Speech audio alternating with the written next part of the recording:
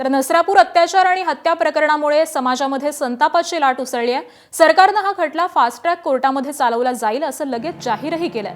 मात्र हा वेग खरंच न्याय देतो का की केवळ त्या क्षणाची परिस्थिती हाताळण्याची युक्ती असते असा सवाल उपस्थित झालाय।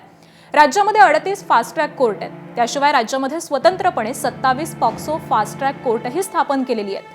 त्यामध्ये 35,000 केसेस प्रलंबित आहेत।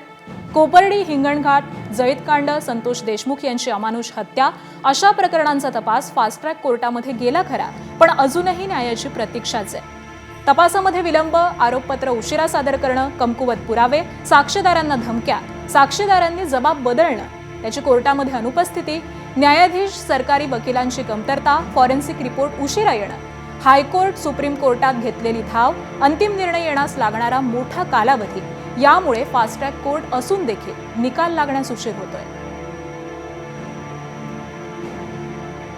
आज 6-7 वर्षापासून फास्ट ट्रॅक स्पेशल कोर्ट चालू असून देखील आणि त्यांनी ठीकठाक काम केलेलं असून देखील 40,000च्या जवळपास खटले पेंडिंग आहेत।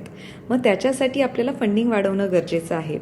जजेस, स्पेशलाइज्ड जजेस जे ह्याच्यासाठीच काम करणार आहेत, अशा जजेसची अपॉइंटमेंट करणं गरजेचं आहे। आज काय होतं आहे, ॲडिशनल चार्ज दिला चालला आहे सेशन जजेसला, म्हणजे ऑलरेडी ते त्यांचं काम करून त्यांच्यावर त्याचं बर्डन आहे, त्याच्यात हा तुम्ही ॲडिशनल चार्ज देताय। मग ज्या स्पीडनी त्यांना काम करायची अपेक्षा आहे फास्ट ट्रॅक कोर्टसाठी ते होत नाही।